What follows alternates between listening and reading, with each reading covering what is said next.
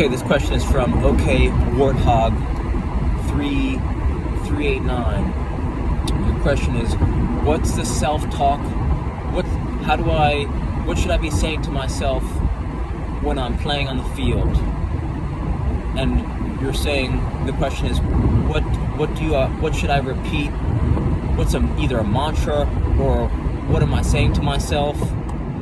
And your comment is that some players do this intuitively, but you're saying that your positive your self-talk helps you be focused.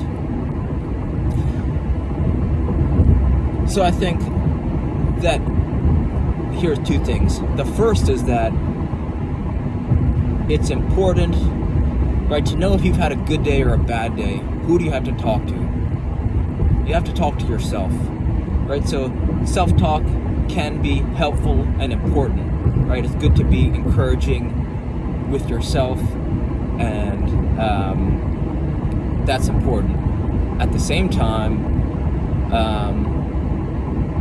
anyone who's answering this question isn't you. So you could ask this question of 1,000 people, and it doesn't really matter what they think, because what works for you, what works for you. If it works for someone else, it doesn't matter. You're the one who's asking this question. So if you're with whatever you're doing helps you stay focused, then you should continue to do that. But I want to take a step back, because just because it's worked in the past and that's the way you've done it, it's hard to see how that might not be the best way for you to move forward, especially if you want to take it to the next level. The thing that came to mind when I read this question was the movie The Last Samurai. If you've ever seen The Last Samurai, I enjoyed it, but there's a part where Tom Cruise keeps on getting his ass kicked when he's doing sword fighting training with like the guys in the village where he's been captured. And at one point, one of the guys who's trying to instruct him, he tells him, no mind, right? He tells him, you mind. He says, you mind this, you mind that, you mind that. He says, no mind. So what it seems like he's trying to tell Tom Cruise is, just like be empty. Don't think about anything. Just play, right? Just fight.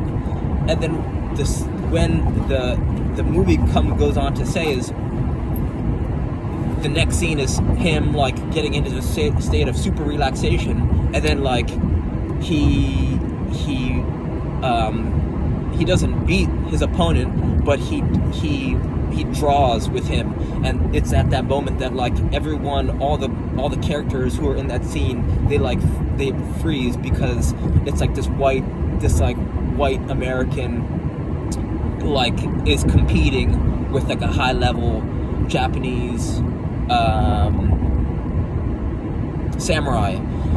So I think, what you might be able to draw from this is like, okay, yeah, positive self-talk is important in certain scenarios, but on a deeper level, if you could start to clear your mind and just start to be super present, super aware, and super relaxed, that might even take your game to the next level.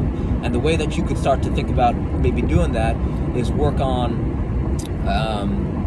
I think the one way that really helps translate to being relaxed on the field is when you're spending a few minutes a day juggling. If you could start to be very relaxed when you're juggling, I believe that'll help you, right? The way you practice is the way you train, is the way you play.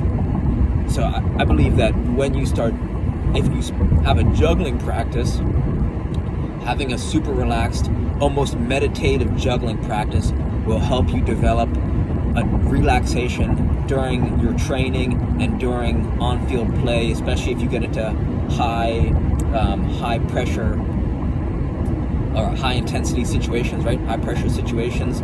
So that's something I think you want to start to practice and cultivate, is your relaxation when you're juggling. Someone who you could check out on Instagram is _ty.fitness_, right? This is someone who's doing things that current national players would be hard pressed to do, just by doing some simple juggling, rhythmic, relaxed like meditative juggling practices, you might have to scroll back to find some more simple juggling patterns. But they say, right, the best jugglers aren't always the best players, but the best players are always the best jugglers. So I think the way to improve is spend more time juggling and then cultivating a state of deeper relaxation. So reach out with any questions, and thanks for your time. All right.